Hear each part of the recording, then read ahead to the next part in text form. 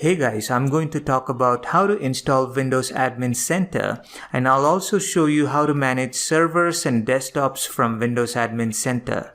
Starting from Windows Server 2019, Microsoft has released a free tool called Windows Admin Center, which allows you to manage a single or multiple Windows servers or desktops using web-based console. To manage the servers, desktops, and clusters, Windows Admin Center uses PowerShell, and you can see those scripts in the console. Using Windows Admin Center, you can manage your domain-joined Windows servers locally or remotely, failover clusters such as Windows Hyperconverged Infrastructure, HCI clusters, Hyper-V clusters, Kubernetes clusters, or any hosts in an on-premises environment or in the Azure cloud. Windows Admin Center allows you to integrate with Azure services such as Azure Active Directory, Azure Backup, Azure Site Recovery, and more. It also gives you access to many system management features from one single console. For desktop operating system, you can only manage Windows 10 using Windows Admin Center. You can also manage Windows Server 2008 R2 or later with limited functionalities. You can download and install Windows Admin Center on a Windows desktop operating system or server operating system, and it doesn't matter. I've already logged into a Windows 10 machine, and I'm going to download Admin Center to install it on this desktop machine. I'm on Google and I'll search for Windows Admin Center, and I will select the Microsoft.com site. And I will click on Download Windows Admin Center, and I'll click Continue, and I'll fill the form, and I'll click Continue and hit Download. You can see the download has completed, and I'll click on the MSI package.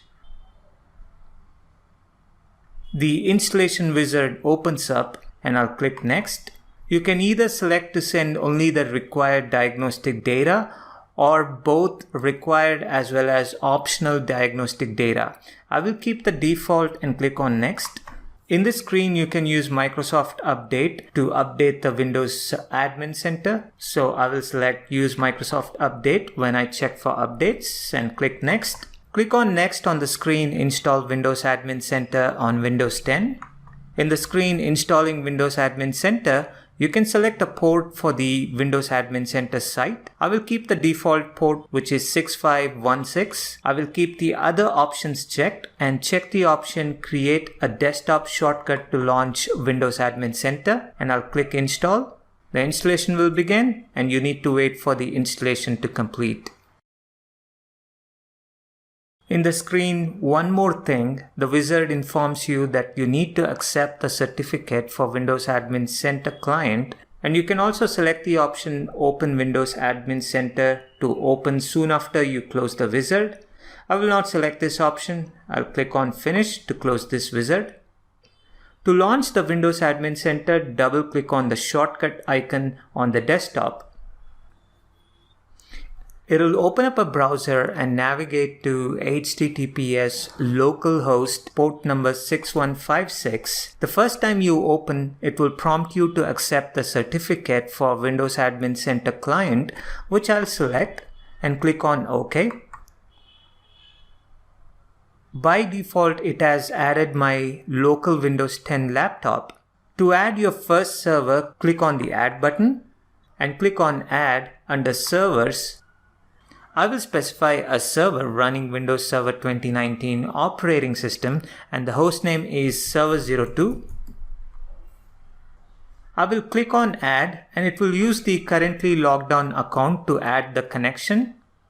Clicking on this server will show us the capabilities of Windows Admin Center and various tool sets you can use to manage the server. And many of these tools were tools that we could only access from our server manager from the tools menu, but now we can actually access them through this web browser and do it from any computer from any location, provided that the firewall ports are open.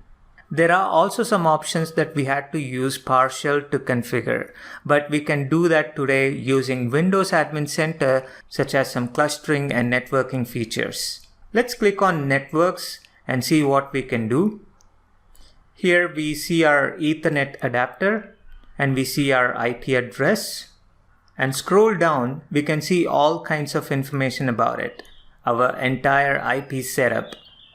If we select our network card and click on Settings, we can make changes to our IP address, subnet mask, gateway, and DNS information. We can do that for IPv6 as well. You can click on PowerShell and it will establish a remote PowerShell session to this server, and you can perform all PowerShell tasks that I could have done if I was logged in locally. We also have an option to go in and edit the registry as well. If you have a need to edit the registry, you can do that right from here, as if you are logged into the regedit program locally on the computer. There are many great management features we can use in Windows Admin Center, whether we are logged in locally or from remote computer in a secure browser session. I hope you liked this video. Please like and share this video. Hit the thanks button to support my channel for more videos like these.